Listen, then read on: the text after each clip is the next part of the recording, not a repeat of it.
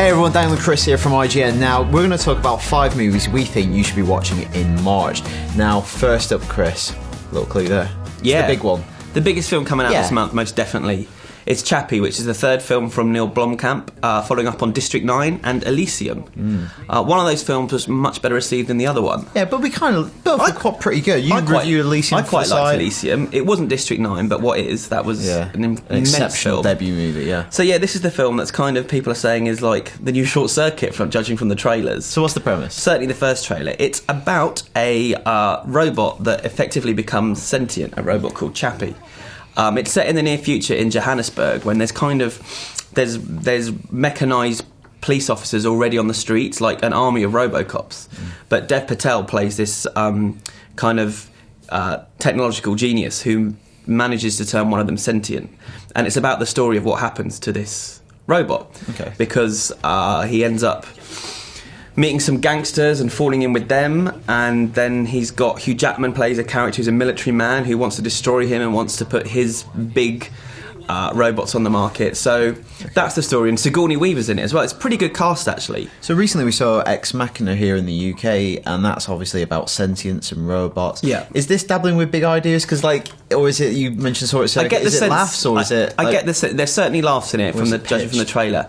Get the sense that it's not quite as intellectual a study of that kind of thing, and it's much more of an action film, which is kind of what Neil Blomkamp does. Okay.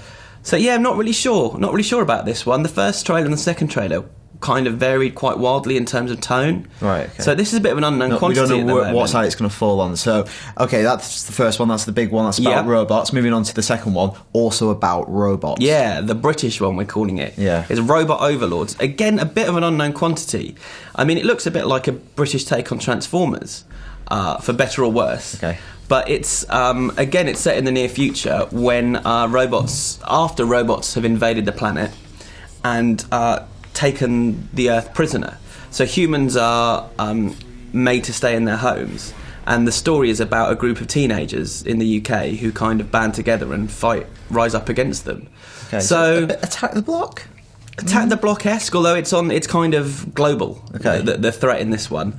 And I don't know, it looks good fun. Sounds like a straight to DVD movie in some ways, but it's got some decent star power in it. Yeah, you've got Gillian Anderson in it and Ben Kingsley, who play characters kind of on either side of the battle. So she's on the goody side, on the earthling side, and it looks like Kingsley has kind of teamed up with them, the robots. So yeah, not sure what to expect from it, but the effects look better than a straight to DVD movie. That's what I was going to say. Like, regardless of what you think of Transformers, it actually has mind-blowing special effects. What are they like in this kind of... Yeah, it looks like that, again, we're just judging it from trailers and a couple of clips we had on the site, but it looks like they've done as good a job as you can expect without, like, a $200 million budget. And equally, I keep hearing from people who've seen early versions of it or cuts of it that the Goonies is like a touch point with this. About you really kind of root for the kids and it's sort of us against them, so...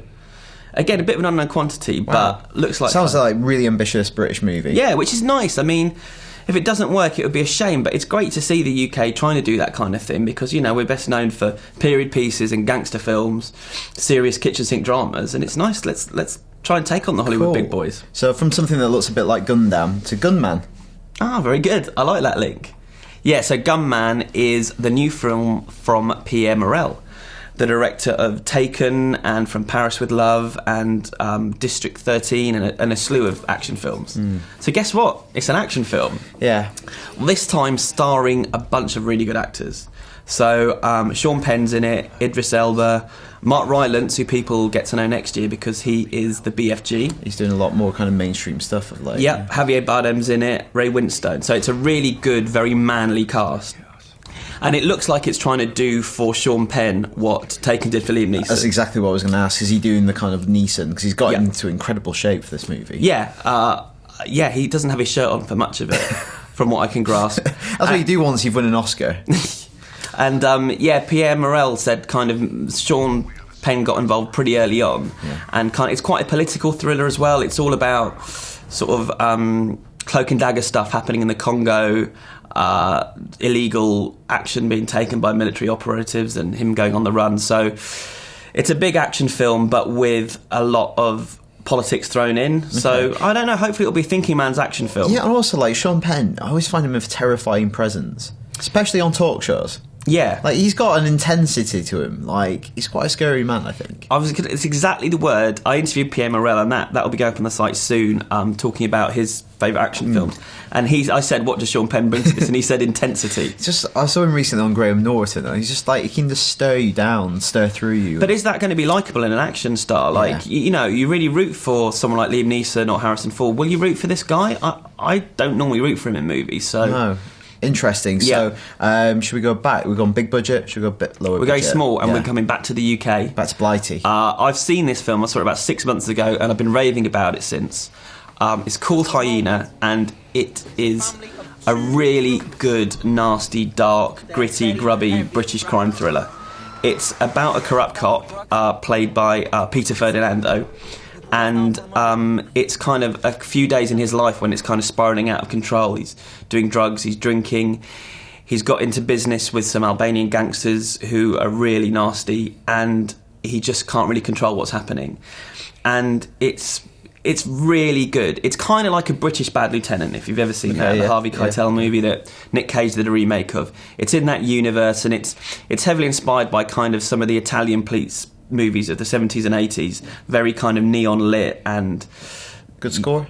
Amazing score by a band called The have done the score, kind of electro and dreamy, and like some of they're on drugs, you're not really sure what's going on, and it's got some really, really good British actors in it. What's the hyena? Hyena. There's no hyena. Yeah, it's a metaphor, and I don't want to spoil it. I don't want to spoil it here. But in terms of actors, you've got Neil Maskell, who people will hopefully know from Kill List and a bunch of other films where he plays the psycho. The TV. No, he's typecast at all. What's the TV show that was really where he's got the yellow tracksuit on? That was terrifying. Utopia. Yeah. He's in that as well. And Stephen Graham, who UK audiences will know from This Is England, playing a psycho, and American audiences will know from Boardwalk Empire, playing a psycho. And yeah, he plays a pretty nasty cop in this one. So yeah, if you like your British crime thrillers, violent and 18 rated and edgy, then this is the film for you. That sounds really good. Okay, so before we finish this business, should we get on to unfinished business? We have unfinished business here. The last one. Yeah. Vince Vaughn comedy. What are your feelings on Vince Vaughn, Croops? I'm not saying anything about Vince Vaughn. No? No, because we have to age-gate it. I'm a big fan of... I like Vince Vaughn, but... I like him after True Detective Season 2. I feel like he's just doing the same thing over and over again. I've seen the trailer on that. Yeah. But you know what? The trailer really made me laugh. It's bawdy, Chris. This is going to be naughty, rude, like in the same universe as maybe a Bad Neighbours or... So he's a businessman. He's a businessman going on a business trip to Europe, and he's got to... it's the biggest deal of his life. And he takes... can we see them there? Yeah, Dave Franco, who you know from a bunch of comedies, and Tom Wilkinson, who you don't know from that many comedies, but a lot of movies. And I think it's sex, drugs, booze. It all gets about out of control. Nick Frost pops up, our own Nick Frost. Yeah. He gets about these days, doesn't he? Yeah, he does. He's always good, though. Does well, yeah. And I guess the thing here is the trailer really made us laugh. But all the good jokes in the trailer. Yeah. I do find Dave Franco, we were talking about this in the office, he's funny, he's got a funny face. His face is funny. He's a very funny man, I think. Yeah. Tom Wilkinson, I think when he does comedy, is good. Like, yeah, and Vince Vaughn, you know, he's the dude from Swingers. It's just whether it's going to be a bit by numbers, but we think it's going to be like the crude... Well, that's what I'm hoping for. You know, good, bawdy, 18-rated comedy. Nice to finish with a bawdy comedy. That's what I like to finish with. Yeah. So those are the 5 movies we think you should be watching in March. Those are the ones we're going to go see. If you have any thoughts, let us know in the comments below. But for all your movie reviews, stay right here on IGN.